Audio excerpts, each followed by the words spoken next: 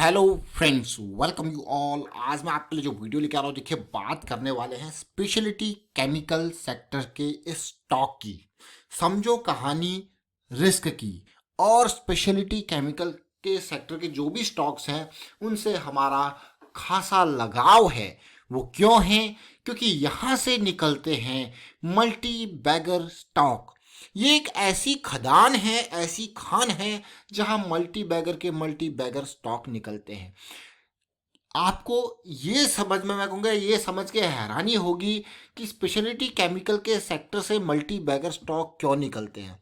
सबसे पहले ये सेक्टर ही ऐसा है कि ये मान के चलिए डाइवर्सिफाइड, मैं कहूँगा सेक्टर डाइवर्सिफाइड क्यों? क्योंकि जब स्पेशलिटी केमिकल, स्पेशलिटी मतलब कि वो अलग अलग इंडस्ट्री के लिए यूज होता है। फार्मा की बात कर लो, पेंट्स की बात कर लो, आप मैं कहूँगा एफएमसीजी के लिए बात कर लो, तो अलग अलग इंडस्ट्री में, चाहे टेक्सटाइल के लिए बात करो, ये केमिकल्स जो यूज होते हैं। इसीलिए अगर कोई इंडस्ट्री डाउन है तो इनको ज़्यादा फर्क नहीं पड़ता है। तो इसीलिए स्पेशलिटी केमिकल का सेक्टर बहुत ही इंपॉर्टेंट है। तो चलिए समझते हैं डिटेल में। आज एक स्टॉक आपके लिए लेके आए हैं, और आगे बढ़ने से पहले मैं आपको बता दूं, अगर आपने अब तक चैनल को सब्सक्राइब नहीं किया तो जल्दी से सब्सक्राइब कर लें, बेल आइकन को प्रेस कर लें, जिससे आपको नोटिफिकेशन आती रहेगी। और प्राइस एक्शन सीखने के लिए आप मेंबरशिप ज्वाइन कर सकते हो, ज्वाइन बटन पर क्लिक करके। रोहित गुप्ता जी का एक कमेंट आया था, दीपक नाइट्राइट के ऊपर दो शब्द हो जाए। तो दो शब्द क्यों, पूरा वीडियो हम दीपक नाइट्राइट के ऊपर यह क्रिएट कर रहे हैं। रोहित गुप्ता जी को धन्यवाद कीजिए और दीपक नाइट्राइट के शेयर को समझते हैं। दीपक नाइट्राइट आज की डेट में आप देख रहे हो 30,000 करोड़ का मार्केट कैपिटलाइजेशन हो गया। पी रेशियो लेकिन अभी भी 27 का ही है। मतलब जरा देखिए, डेट कंपनी के ऊपर बहुत ही कम है, पीजी रेशियो बहुत ही बढ़िया, फंडामेंटली स्ट्रांग शेयर। और अक्सर देखिए स्पेशलिटी केमिकल की जब भी मैं बात करूंगा तो हमें सामने सामने निकल के आते हैं आरती इंडस्ट्रीज, फाइन ऑर्गेनिक्स, विनिती ऑर्गेनिक्स, दीपक नाइट्राइट, अतुल लिमिटेड, ऐसे बहुत सारे स्टॉक्स हैं। जैसे कि हमने रिसेंटली नहीं होगा, पिछले साल बिल्कुल बॉटम पे आपके लिए नियोजन केमिकल, बालाजी अमाइंस जैसे स्टॉक्स को हम उठा के लेके आए थे। हिडन स्टॉक मैं कहूँगा बिल्कुल। तो ये स्पेशलिटी केमिकल की दुनिया ही बहुत ही इंपॉर्टेंट है। और दीपक नाइट्राइट जो कि सोडियम नाइट्राइट का एक ज़बरदस्त 70% मार्केट शेयर इसका है। तो अपने सेगमेंट का ये मान के चलिए कि मोनोपोली वाला शेयर मैं कहूँगा अपने सेगमेंट में, जिसकी जो है टॉप की लीडरशिप है, एक लीडर मान के चलिए। बट आज ये वीडियो रिक्वेस्ट पे हुआ है, रोहित गुप्ता जी की रिक्वेस्ट आई थी तो उसके ऊपर हमें वीडियो क्रिएट कर रहे हैं। लेकिन जब आप चार्ट्स को देखोगे तो आप कहोगे भाई कहाँ पे हम हैं, हम तो बहुत ही high area, high valued area में हैं। तो अगर मैं आपको कहूँ, हमेशा कभी भी किसी स्टॉक को पे आपको शेयर को खरीदना है, और समझिए अपने गोल को। अगर आप अपने गोल को समझोगे तो ये मूविंग एवरेज से जैसे जैसे इस लेवल की दूरी होती है तो डेफिनेटली आप एग्जिट करोगे और इंतज़ार करोगे। लॉन्ग टर्म के हिसाब से अगर मैं बात करूँ तो ये पूरा का पूरा बहुत ही बढ़िया एकुमुलेशन जोन, ये भी बहुत बढ़िया एकुमुलेशन जोन। ये एरिया फिर भी यहाँ पे एरिया ठीक है अगर वीकली की बात करूँ तो। बट जैसे जैसे ये दूरी बढ़ती जाती है, इवन अगर इस एरिया पे भी आप कहो ना 1800 पे, तो मैं कहूँगा मैं मंथली टाइम फ्रेम के हिसाब से नहीं खरीदूंगा। मैं अगर इसको खरीदूंगा तो जिस टाइम फ्रेम पे ये मूविंग एवरेज के नियर होगा उसी टाइम फ्रेम पे खरीदूंगा। मेरा लॉन्ग टर्म इन्वेस्टमेंट की अपॉर्चुनिटी यहाँ पे मुझे नहीं देखने को मिल रहा है। अब आप कहोगे यार ये 1800 से 3000 गया गया, कोई दिक्कत वाली बात नहीं है, क्योंकि अब जो है रिस्क बढ़ता जाता है। तो हमेशा कोशिश किया कीजिए जब भी कोई शेयर को आपको खरीदना हो उस पर्टिकुलर टाइम फ्रेम पे वो मूविंग एवरेज के इर्द गिर्द ही हो, तो ज़्यादा बेटर अपॉर्चुनिटी होते हैं और ज़्यादा कम रिस्क के साथ ज़्यादा प्रॉफिटेबिलिटी आपको देखने को मिलती है। समझ जरूर के होंगे ये मंथली चार्ट है। और दूसरे में मंथली चार्ट में जैसे कि मैं आपको बार बार कहता हूँ कि भाई आरएसआई को समझिए। देखिए करेक्शन यहाँ से चल रही थी, और अगर आप देखोगे प्राइस के मामले में बिल्कुल फ्लैट। अब अभी मैं इसका लॉग चार्ट लगाता हूँ ताकि आपको और पिक्चर आपके सामने क्लियर हो जाए। ये देख रहे हो पार्ट को, ये लॉग चार्ट है। अब लॉग चार्ट और नॉर्मल चार्ट में डिफरेंस क्या है? लॉग चार्ट और नॉर्मल चार्ट में डिफरेंस ये है कि जो स्केलिंग है वो नॉर्मली लीनियर होती है, यहाँ पे लोगरिथम स्केलिंग है। ये देखिए इस करेक्शन को समझिए, उसके बाद इस ब्रेकआउट के बाद के पुल बैक को समझिए, ये करेक्शन को समझिए, देख रहे हो इस पार्ट को, बहुत ही इंपॉर्टेंट ये। उसके बाद रैली, अब फिर से अभी करेक्शन इन प्रोग्रेस है। अब आपके मन में जरूर होगा कि हाँ थोड़ा डाउन जरूर आई है, उसके हिसाब से और पॉजिटिव सिचुएशन आपको देखने को मिलेगी। इतनी बड़ी वॉल्यूम वाली कैंडल, और इस तरीके से देखिए जब दूरी बढ़ती है इस तरीके से, और ये 200-250 के लेवल से भी 2019 की मैं बात करूँगी, इसको मैं 2020 वाली बात नहीं कर रहा हूँ, क्योंकि ये इंपॉर्टेंट करेक्शन जो थी 2019 के टाइम फ्रेम पे थी, और वहाँ से ऑलमोस्ट 300 का लेवल मान के चलिए, 300 से सीधे ये 3000 के लेवल तक गया है विद इन 2 ईयर्स। तो इम्पॉर्टेंट है कि भाई ऐसे स्टॉक्स में अब प्रॉफिट बुकिंग भी देखने को मिलेगी। तो अभी प्रॉफिट बुकिंग यहाँ पे देखने को मिल रही है, अभी करेक्शन नीचे आएगी।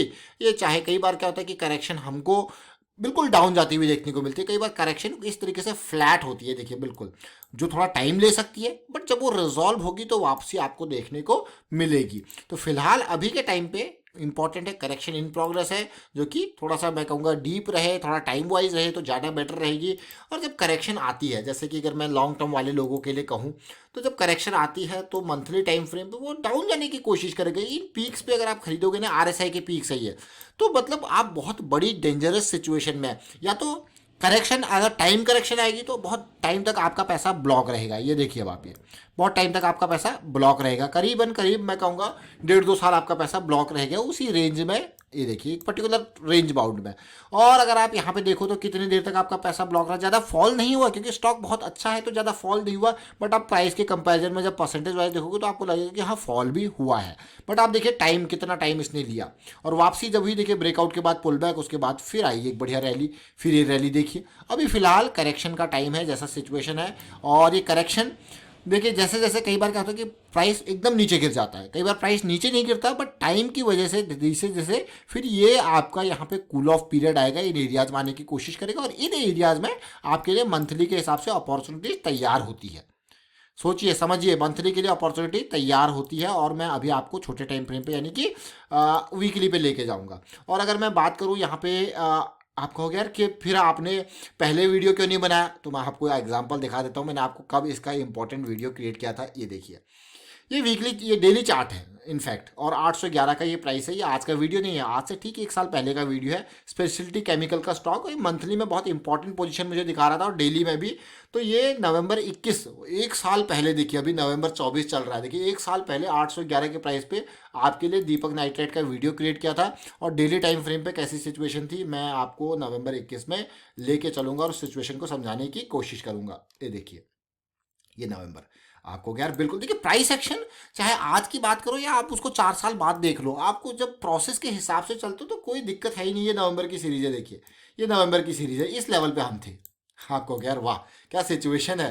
आप देखिए नवंबर के लेवल पे, इस लेवल पे हम थे, और आरएसआई पे मैं अगर दिखाऊं आपको तो यहाँ पे हम थे नवंबर 24, नवंबर 21। ये देखिए इस रेंज में जब प्राइस कितना था, 800 की रेंज में था।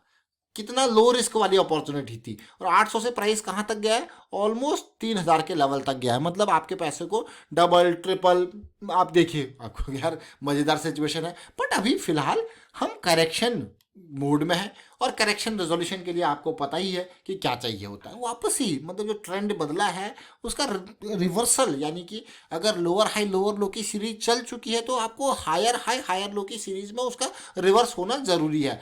तो देखिए इसमें अच्छा या बुरे की बात नहीं है, हमेशा याद रखें कि रिस्क मैनेजमेंट के साथ आपको हमेशा चलना है। अब रिस्क मैनेजमेंट क्या होती है, ये देखिए, आप मान लो आप इस स्टॉक में अप ट्रेंड आपने समझ लिया, आपने यहाँ पे एंट्री ली, अगर आप स्विंग के प्लेयर हो, आपने इस एरिया में एग्जिट कर लिया तो कोई बुराई वाली बात नहीं। इसके बाद अगर शेयर कितना ऊपर पहुंच जाए, क्योंकि आपका जो गोल था वो अचीव हो गया। लेकिन अगर आप पोजीशन प्लेयर हो तो आपको कि नहीं यार ये जो करेक्शन है वो मुझे झेलनी पड़ेगी, आप उसको झेलनी पड़ेगी, क्योंकि आप यहाँ पे पोजीशन बना रहे हो और आप सोच रहे हो कि अगली करेक्शन जब रिजॉल्व होगी मैं यहाँ पे फिर से पोजीशन बनाऊंगा। अब मेरा सारा स्टॉप लॉस उठ के यहाँ से ट्रेल होकर यहाँ पहुँच जाएगा, जैसे जैसे ये ऊपर जाएगा आपका स्टॉप लॉस भी ट्रेल होकर यहाँ पे पहुँच गया। अब धीरे धीरे फिर आप उस पर्टिकुलर उसमें स्विंग में नहीं पोजीशन बनाए जा रहे हो, और उसके बाद फिर आप कुछ टाइम बाद कहते नहीं अब फ्रेश पोजीशन नहीं, अब जस्ट होल्ड करेंगे और धीरे धीरे फिर रिलीज करते रहेंगे। तो ये हो गया आपका पोजीशन। तो इसको समझिए, अपने गोल को समझिए, और आपका गोल अगर एक बार क्लियर हो जाए तो फिर आपको ज़्यादा दिक्कत नहीं आती। और हमेशा कोशिश किया कीजिए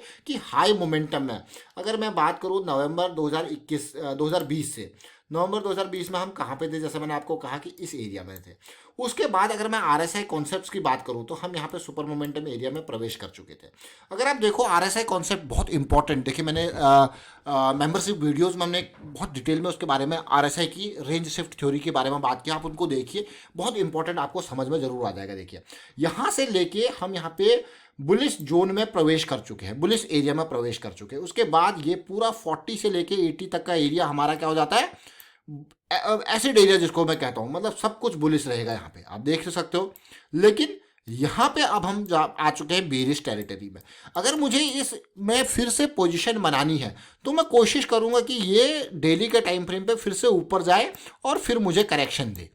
समझ रहे हो इस पार्ट को? तब जाके मैं इसमें कहूंगा कि हाँ अब मेरे लिए पोजीशन बनाना सही है, क्योंकि हम वापस मोमेंटम में आ चुके हैं। अभी हमारा मोमेंटम ढीला हो चुका है, हम यहाँ पे मोमेंटम में आएंगे तभी जो है यहाँ पे फिर से एक बड़ी रैली हमें देखने को मिल सकती है। और जब मोमेंटम में नहीं आएंगे तो कई बार क्या होता है कि कई बहुत टाइम तक स्टॉक जो है वो कंसोलिडेट करते रहता है, और मोमेंटम में रहते हो तो तभी वहाँ पे वो ब्रेकआउट आपको देता है या फिर बढ़िया रैली देता है। तो चलिए फिलहाल वाइंड अप करता हूँ इस वीडियो को। उम्मीद करता हूँ आपको समझ में जरूर आएगा। वीडियो अच्छा लगा तो शेयर जरूर कीजिए, लाइक कीजिए, प्राइस सेक्शन सीखते रहिए। और अगर दीपक नाइट्राइट आपका भी एक फेवरेट शेयर था और आप भी चाहते थे कि इसका वीडियो आए, तो मैं कहूँगा रोहित गुप्ता जी को धन्यवाद जरूर कीजिए, क्योंकि उनके माध्यम से ये वीडियो आपके सामने आया। और आपके लिए भी अगर कोई वीडियोज क्रिएट करने हैं तो डेफिनेटली मैं कहूँगा आप थोड़ा सा अपनी जो आप सोचते हो स्टॉक के बारे में कि किस तरीके से अभी करंट सिचुएशन वहाँ पे देखने को मिली है, आप क्या से सोचते हो कि फ्यूचर में किस तरीके से वो रिएक्ट करेगा और रिस्क कितना वहाँ पे आपका बनता है, किस टाइम फ्रेम को आप देख रहे हो,